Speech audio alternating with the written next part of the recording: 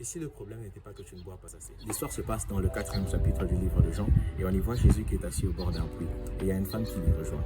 Il dit à la femme, tu bois de cette eau, mais tu as continuellement soif. Elle ne satisfait pas toute ta soif. Mais moi, je voudrais te donner d'une eau qui va satisfaire toute ta soif. Et quand tu la boiras, tu n'auras plus jamais soif.